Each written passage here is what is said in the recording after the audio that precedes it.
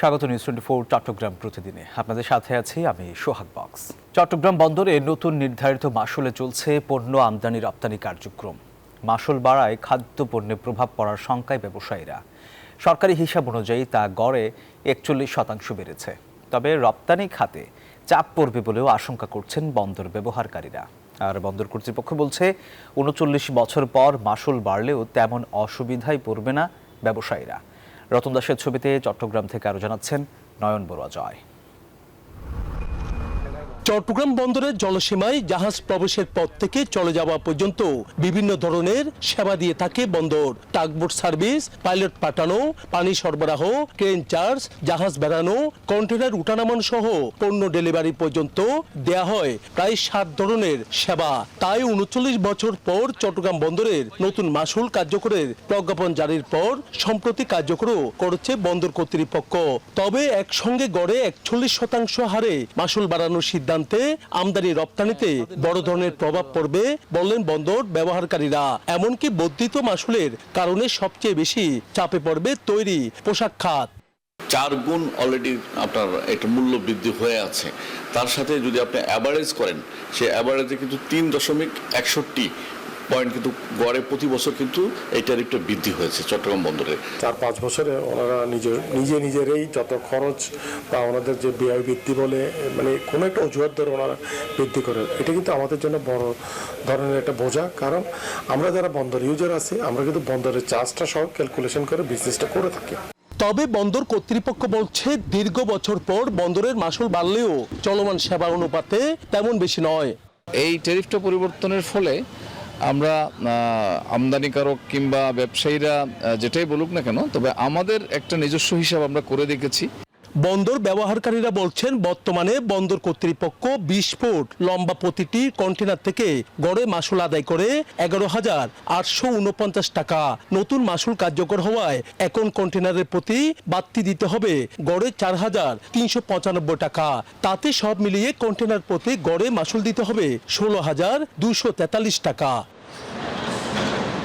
নয়ন বড়ুয়া জয়, news 24 Chittagong. Chittagong বিশ্ববিদ্যালয় কেন্দ্রীয় ছাত্র সংসদ চাকসু ও সংসদ নির্বাচনে ছাত্রদল এবং ছাত্র শিবিরের প্যানেল ঘোষণা করা হয়েছে। ছাত্রদলের ভিপি হিসেবে থাকবেন শাখা ছাত্রদলের সাংগঠনিক সম্পাদক সাজ্জাদ হোসেন হৃদয়, জিএস মোহাম্মদ শাফাত হোসেন, এই জিএস পদে তাইবুর রহমান তৌফিক। এছাড়া একই দিন প্যানেল ঘোষণা করেছে ইসলামী ছাত্র শিবির। ভিপি হিসেবে কেন্দ্রীয় কার্যকরী পরিষদ সদস্য ইব্রাহিম হোসেন রনি, জিএস পদে সাইদ বিন হাবিব এবং এজিএস পদে সাজ্জাদ হোসেন মুন্না নির্বাচন করবেন।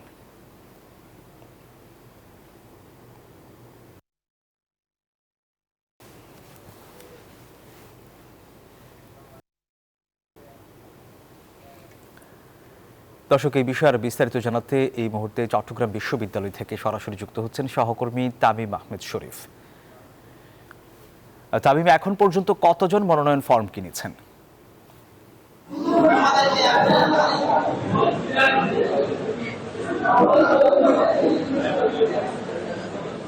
ধন্যবাদ সোহাগ। আপনি যেমনটি বলছিলেন, চট্টগ্রাম বিশ্ববিদ্যালয় কেন্দ্রীয় ছাত্র সংসদ ও হল সংসদ নির্বাচনের ফরম কিনেছেন 1162 জন।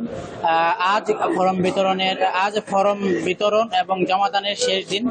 আপনাকে জানিয়ে রাখতে চাই যে এখন পর্যন্ত প্রায় 1100 শিক্ষার্থীর মতো ফরম জমা দিয়েছেন। আমরা কমিশনের সাথে কথা বলেছি। কমিশনের সময় 5টা পর্যন্ত থাকলেও শিক্ষার্থীদের চাপে আরো সময় বৃদ্ধি করা হয়েছে। কমিশন বলছে শিক্ষার্থীরা যেই পর্যন্ত আসবে তাদের ফর্ম গ্রহণ করা হবে। একই সাথে আপনাকে বলে রাখতে চাই যে আজ 6টা প্যানেল ঘোষণা করেছে ছাত্র শিবির, ছাত্রদল, ইসলামী ছাত্র আন্দোলন এবং স্বতন্ত্র সহ অন্যান্য আরো প্যানেল ঘোষণা করা হয়েছে।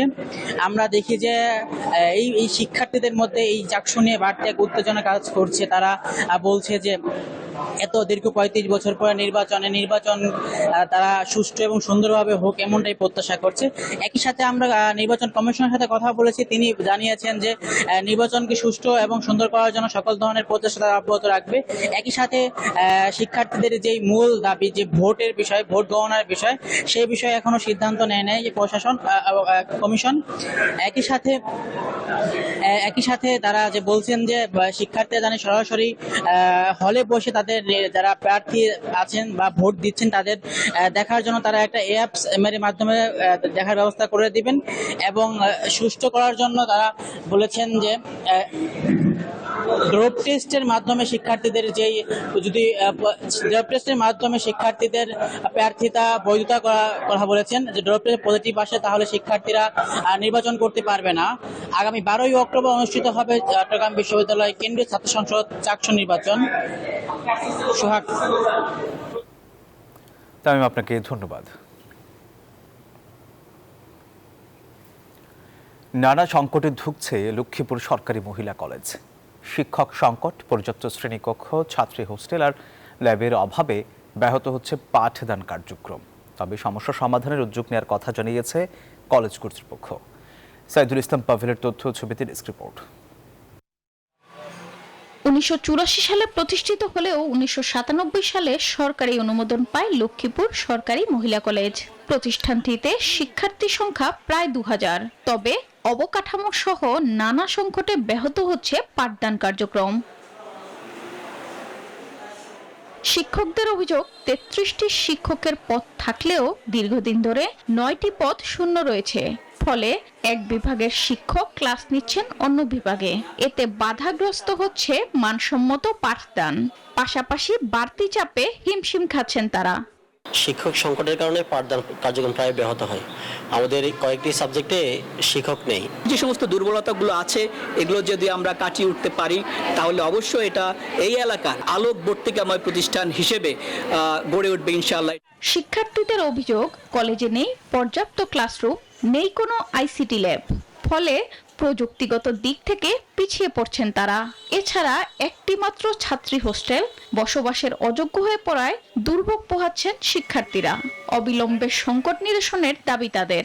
কলেজে শ্রেণীকক্ষের অনেক ঘাটতি রয়েছে এখানে, তাই আমাদের পড়াশোনার অনেক সমস্যা হচ্ছে। একটা হোস্টেল আছে যেটা পরিত্যক্ত, ওটা যদি ভালোভাবে নির্মাণ করা হয় তাহলে আমরা সুন্দরভাবে ক্লাস করতে পারবো ওখান থেকে। আমাদের আইসিটি এবং পদার্থবিজ্ঞান যে দুইটা বিষয়, এই দুইটা বিষয়ের যে আপাতত আমাদের কলেজে কোনো শিক্ষক নেই। তবে নানা প্রতিবন্ধকতার মধ্যেও শিক্ষা কার্যক্রম অব্যাহত রাখার পাশাপাশি সমস্যা নিরসনে উদ্যোগ নেওয়ার আশ্বাস কর্তৃপক্ষের।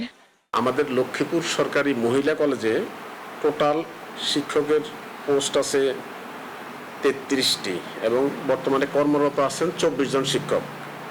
আমাদের 9 জন শিক্ষকের শর্টেজ আছে, বাকি 9 জন আসলে কলেজের হয়তো শিক্ষার মানটা আরো বাড়বে। শিক্ষা প্রতিষ্ঠানটিতে আধুনিক ও মানসম্মত পাঠদান নিশ্চিত করতে প্রয়োজনীয় পদক্ষেপ নেওয়ার দাবি সংশ্লিষ্টদের। Desk report, news 24। বাংলাদেশ বিমান বাহিনী ও যুক্তরাষ্ট্রের প্যাসিফিক এয়ার ফোর্সের যৌথ মহড়ায় চট্টগ্রামের আনোয়ারা স্বাস্থ্য কমপ্লেক্সে চিকিৎসা সরঞ্জাম হস্তান্তর করা হয়েছে। 7 দিনব্যাপী চলমান অপারেশন প্যাসিফিক এঞ্জেল মহড়ার অংশ হিসেবে স্বাস্থ্য কমপ্লেক্সে এই অনুষ্ঠান আয়োজিত হয়। অনুষ্ঠানে প্রধান অতিথি বিমান বাহিনীর air vice marshal Haider Abdullah সংস্কারকৃত স্বাস্থ্য কমপ্লেক্স পরিদর্শন করেন এবং কর্তৃপক্ষের নিকট অত্যাধুনিক ইলেকট্রোমেডিক্যাল সরঞ্জামাদি হস্তান্তর করেন। অনুষ্ঠানে স্বাস্থ্যসেবায় আন্তর্জাতিক সহযোগিতা ও মানবিক অবদানের উপর গুরুত্ব আরোপ করেন বিমান বাহিনীর কর্মকর্তারা। সেই সাথে এই ধরনের মহড়ার মাধ্যমে যুক্তরাষ্ট্র ও বাংলাদেশের বিমান বাহিনীর পারস্পরিক বন্ধুত্বপূর্ণ সম্পর্ক আরও সুদৃঢ় হবে বলে আশা ব্যক্ত করেন তারা।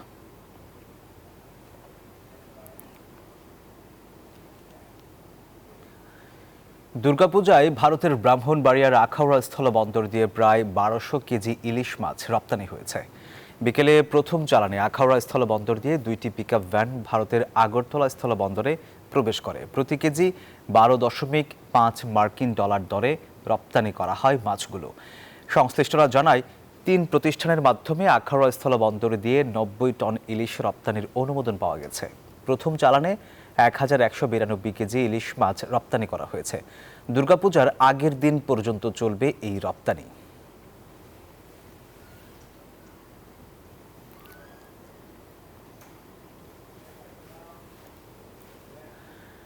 দেশের টেকসই উন্নয়নে কৃষি খাতকে শক্তিশালী করতে হবে।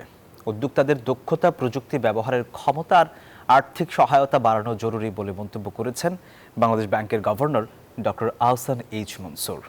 বাংলাদেশ ব্যাংকের সহযোগিতায় ইউনাইটেড কমার্শিয়াল ব্যাংক ইউসিবি আয়োজিত কক্সবাজার লং বিচ হোটেলে দিনব্যাপী কক্সবাজারের কৃষি উদ্যোক্তা সমাবেশ ও দক্ষতা উন্নয়ন প্রশিক্ষণে এসব কথা বলেন তিনি।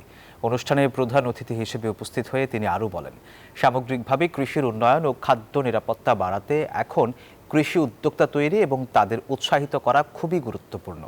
অনুষ্ঠানে বক্তব্য রাখেন ইউসিবির চেয়ারম্যান শরীফ জহির, ব্যাংকের ব্যবস্থাপনা পরিচালক ও সিইও মোহাম্মদ মাহমুদুর রশিদ। জেলার প্রায় ৩০০ কৃষি উদ্যোক্তার অংশগ্রহণে আয়োজিত এই সমাবেশ ও প্রশিক্ষণে জেলার ১৩ জন কৃষককে উন্মুক্ত ঋণ প্রদান করা হয়।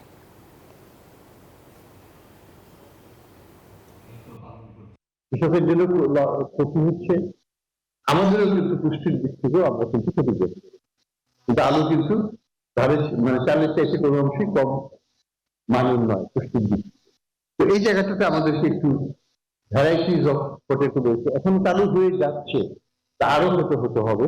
ফেনীতে চোর সন্দেহে এক প্রতিবন্ধী যুবককে পিটিয়ে হত্যা করা হয়েছে। পেশায় সিএনজি চালক ওই যুবকের বাড়ি নোয়াখালীতে।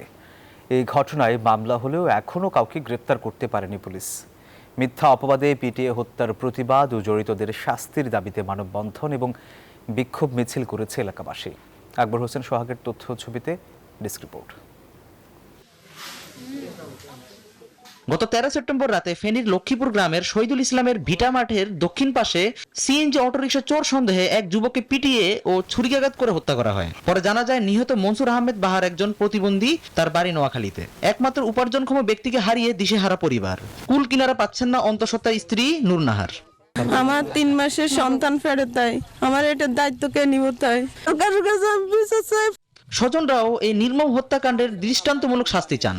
চোর বানাইয়া সাজাইয়া নাটক করে আমার বাইরে হত্যা করছে, পুলিশে এগুলা তদন্ত করতেছে না। আজকে 6 দিন, এখন আমার ওগুলা বাইরে বিচার পাইতেছি। প্রশাসনের কাছে আমার একটাই এটারে সুস্থভাবে অপরাধী যারা তাদেরকে আইনের আওতায় আনে। নিহতের ভাই ফেনী মডেল থানায় হত্যা মামলা করলেও আসামি গ্রেপ্তারে পুলিশ গড়িমসি করছে বলে অভিযোগ বাদী ও এলাকাবাসীর। পুলিশের বা প্রশাসনের যে পরিমাণ ভূমিকা থাকার কথা, যে পরিমাণ তারা সক্রিয়ভাবে এটাকে তদন্ত করার কথা, সেরকম ভূমিকা আমরা দেখছি না। উনি 5 ওয়াক্ত নামাজ পড়ে আল্লাহ ওয়ালি মানুষ ছিল, উনি পুলিশ মামলা নিয়ে এত তালবাহানা কেন করতেছে? জড়িতদের বিরুদ্ধে দ্রুত ব্যবস্থা নেওয়া হবে বলে জানিয়েছে পুলিশ। অন্যতম আসামি এজার নামেও এজার নামে এক মাস আমরা গ্রেপ্তার করি। বাকি আসামিদের গ্রেপ্তারের জন্য আমাদের যে প্রচেষ্টা অব্যাহত আছে। আমরা তদন্ত শেষে প্রত্যেকটা বিষয় সম্পূর্ণভাবে বিচার বিশ্লেষণ করে আমরা এটার আইনি প্রক্রিয়া গ্রহণ করব। দ্রুত আসামি গ্রেপ্তারের পাশাপাশি সরকারকে অসহায় পরিবারের পাশে দাঁড়ানোর আহ্বান জানিয়েছে এলাকাবাসী। Desk report, news 24। দর্শক, এই ছিল নিউজ 24 চট্টগ্রাম প্রতিদিনের সংবাদে। ধন্যবাদ সবাইকে।